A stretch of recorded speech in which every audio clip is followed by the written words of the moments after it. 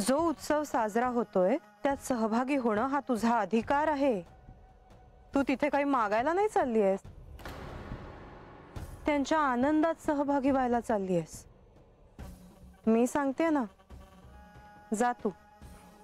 देवासनी नाही आवडायचं मी आता आलेलं का?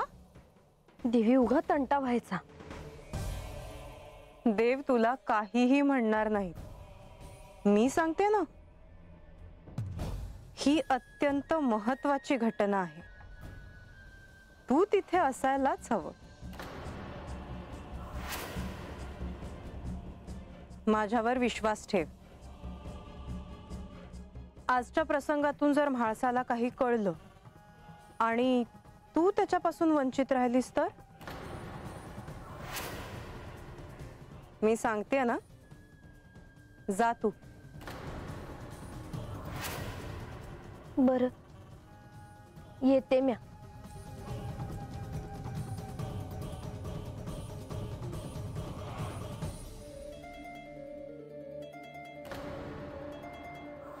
ही तर सुरुवात आहे बानू।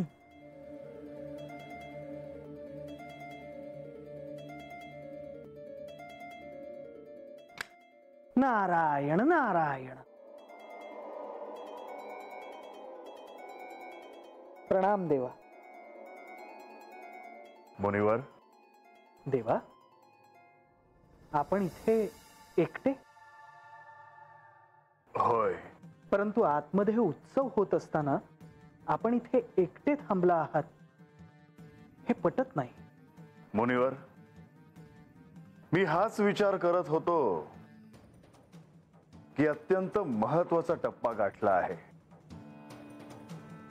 हे घडणं अत्यंत आवश्यक होतं। मुनिवर, अथक प्रयत्नानंतर ही शुभ घटना घडली आहे। आणि म्हणूनच मी म्हणतो देवा की त्यानंतर आपण लोकांमध्ये जावं। त्यांना किती आनंद झाला आहे हे शब्दात नाही सांगता येणार। या राज्याचे प्रधान प्रत्यक्ष श्री विष्णू आहेत हे त्यांना कळल्यावर त्यांच्या आनंदाला पारावार उरलेला नाही। एकाच ठिकाणी प्रत्यक्ष श्री महादेव, श्री पार्वती देवी, श्री विष्णू, श्री महालक्ष्मी यांचं दर्शन होणार म्हटल्यावर ही पर्वणी कोण सोडेल देवा? मुनिवर, सदा आनंद व्हावा, आणखीन काय हवं? परंतु देवा, आपण तिथे नसाल तर भक्तांना काय वाटेल? आणि श्री म्हाळसा देवी, त्यांच्यासाठी तर हा आनंदाचा क्षण। अशा क्षणी आपण त्यांच्या बरोबर असायला नको का देवा? तुम्ही खरं तेच बोलत आहात। मग आपणही अंतःपुरात यावं देवा। तिथे भजन, कीर्तन, पूजा सुरू आहे। येतो मी। नारायण नारायण। आपण माझ्या शब्दाला मान दिलात, धन्य वाटले। मुनिवर, या आपण। नारायण नारायण नारायण। मुनिवर हे का करत आहेत? त्यांच्या मनात नेमके काय आहे?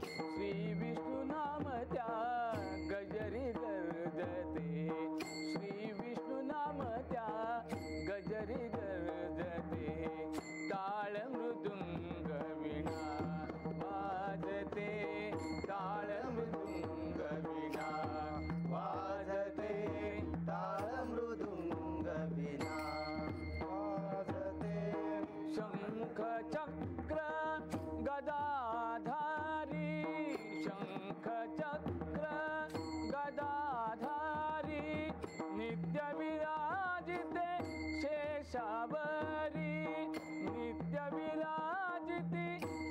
कशावरी तसेच तयांचे स्थान सागरी तसेच तयांचे स्थान सागरी सवे लक्ष्मी चरणी सेवा करी सवे लक्ष्मी चरण सेवा करी त्रिभुवनी महती जगती गाजते त्रिभुवनी महती जगती गाजते मृदुंगवीणा वाजते टाळ मृदुंगवीणा वाजते टाळ मृदुंगवीणा वाजते समुद्र मंथन समुद्र मंथन समुद्र मंथन समुद्र मंथन समुद्र मंथन समुद्र मंथन कुर्मावतारी मेरू असे रवी वासुकी सर्पसरी मेरू असे रवी वासुकी सर्पसरी देवदानव दोन दिशांतरी मंथनी उपजती रत्ने सागरी मंथनी उपजती रत्ने सागरी विष्णु कृपेने सजते धजते विष्णु कृपेने सजते धजते टाळ मृदुंगवीणा वाजते टाळ मृदुंगवीणा वाजते टाळ मृदुंगवीणा वाजते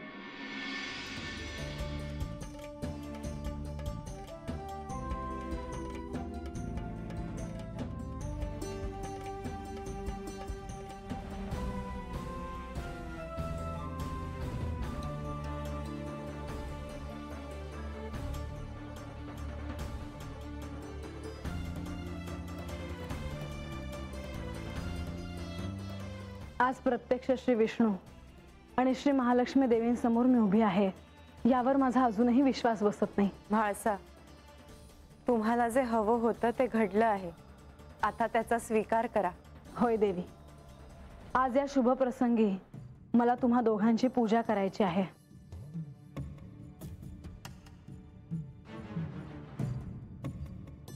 म्हाळसा, तुम्ही इथे उपस्थित आहात हेच पुष्कळ आहे. तुम्ही आमची पूजा करणं अपेक्षित नाही. पण असे का देवी? कारण तुमचं स्थान आमच्या हृदयात आहे.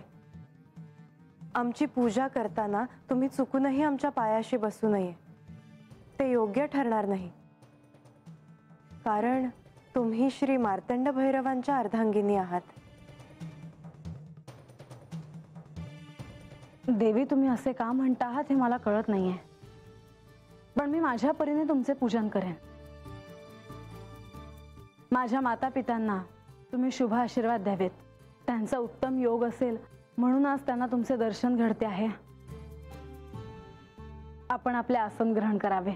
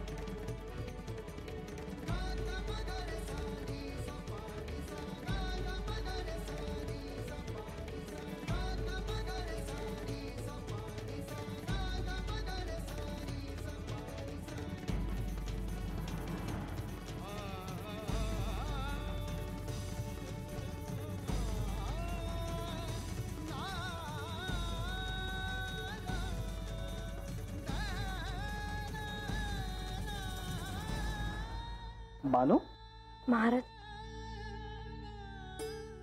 तू इथे? वय नाही, परंतु आख्यान संपून बराच वेळ झाला. अजूनही तू इथेच? म्या येणार नव्हते, पर मला काय करावं तेच समजना. मग काय झालं बानू? मला विचार, मी सांगतो. हा, आता तुला सांगायचं नसेल तर नको सांगू. नाही नाही महाराज, सांगते की. मला लक्ष्मी देवींच्या बहीण भेटल्या होत्या. कुठे? केव्हा? बाहेर. नारायण नारायण. आणि काय म्हणाल्या त्या? त्या म्हणल्या का गडावर विष्णुदेवांची आणि लक्ष्मी देवींची पूजा चालली असताना तू बाहेर का? तर समजे जमलेले असताना तू बी तर असाल ना ग का? नारायण नारायण. त्यांचं योग्यच आहे बानू. तू तिथे जायलाच हवं. ज्यांचे दर्शन झाले नाही असे भक्तगणही आता तिथे पोचले असतील. आणि श्री विष्णू आणि श्री महालक्ष्मी यांचं मूळ रूप दिसल्यानंतरची पहिली रात्र आहे ही. त्यामुळे भजन, संकीर्तन, पूजा अर्चा असणारच. तू तिथे जायलाच हवं. पर म्या तर गेलेलं चालल नव. का नाही चालणार? आणि श्री म्हाळसा देवी तिथे असल्या म्हणून काय झालं? तुलाही श्री विष्णू आणि श्री लक्ष्मी देवींचे दर्शन झाले आहे आणि तुला त्यांची पूजा करण्याची इच्छा असेल तर तुला कोणीही थांबवू शकत नाही. मग आता म्या जाणारच महाराज. बरे, आता जे मी तुला सांगितले ते कोणालाही सांगू नको. पर मग म्या खोटं बोलू? खोटं नाही बानू. पण असो, श्री खंडेराय येत आहेत. आता आपण दोघेही शांत राहूया. हं? देवा. मुनिवर, तुम्ही इथे? मी आपला निघतच होतो, परंतु बानू मला वाटेत भेटली. तिला 4 गोष्टी सांगत होतो. बानू, तू अजून गडावरच? वय, मला विष्णुदेव आणि लक्ष्मी देवी यांची पूजा बघायची आहे. त्यांच्या पूजेला माझा बी हात लागावा असं मला वाटतंय.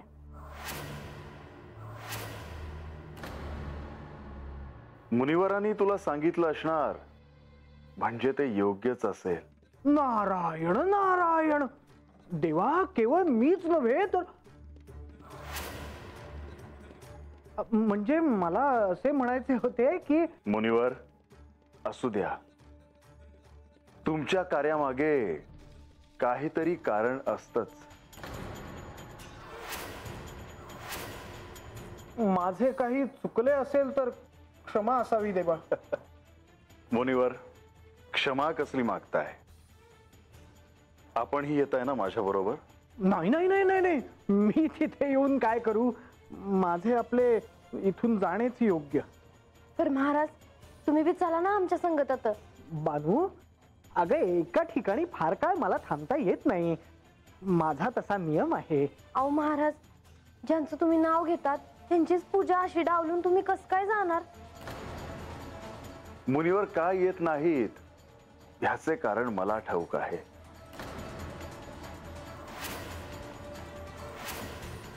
देवा. पर का नाही येणार महाराज? कारण त्यांनीच म्हाळसेला असं सांगितलं आहे की तिच्या आधी तुलाच श्री विष्णू आणि श्री महालक्ष्मी ह्यांचे दर्शन झाले आहे.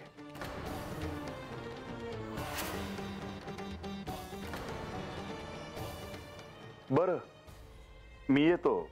माझ्या बरोबर कोणी येणार आहे का? म्या येते जी.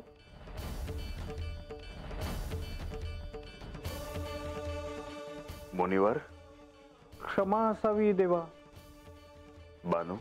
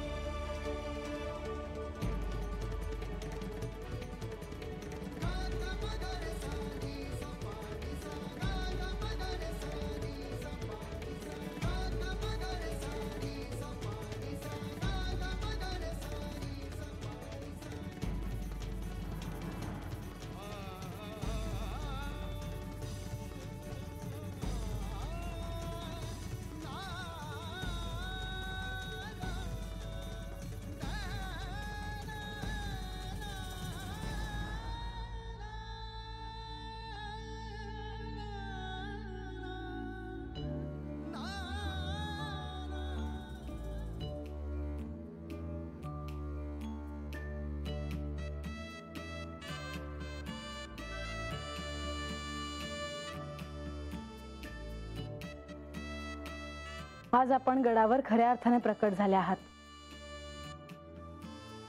मी तुमची ओटी भरते.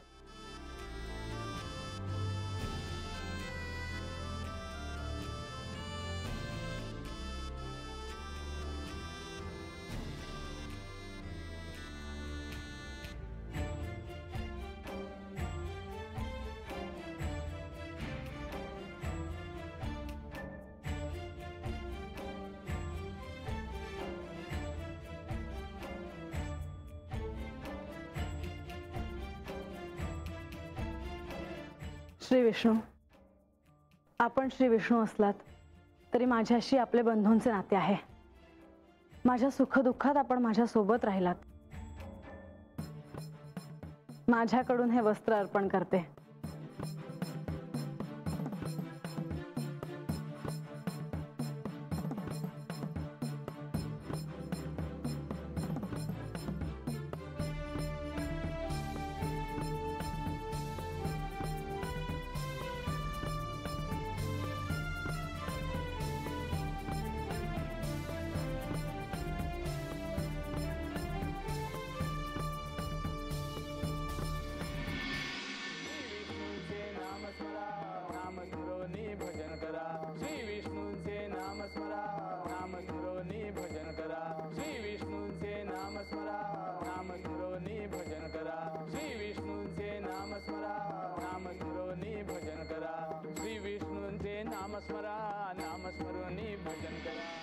श्री विष्णू आणि श्री महालक्ष्मी देवी, माझे माझ्या प्रजेवर नितांत प्रेम आहे. या राज्यात राहणाऱ्या प्रत्येकावर आपली कृपा असावी. गडावर श्रद्धेने येणाऱ्या प्रत्येकाला आपण आशीर्वाद द्यावा. देवी, तुम्हाला आणि श्री खंडेरायांना श्रद्धेने भेटायला आलेल्या प्रत्येक भक्ताचं कल्याण होईल. त्यांना काहीही उणे पडणार नाही. श्री खंडेराय आणि आपण यांना जो भक्त शरण येईल आणि ज्याचं आचरण शुद्ध असेल त्याला मी सर्व प्रकारचे धन देऊन आशीर्वाद देईन.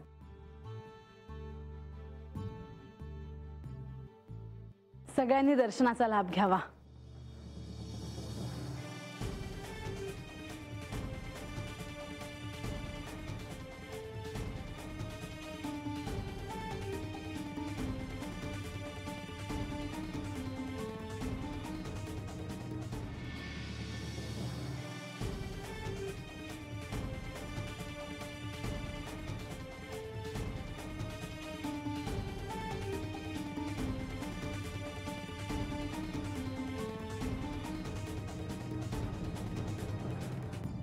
विष्णूंचे नामस्मरा, नामस्मरोनी भजन करा. श्री विष्णूचे नामस्मरा, नामस्मरोनी भजन करा.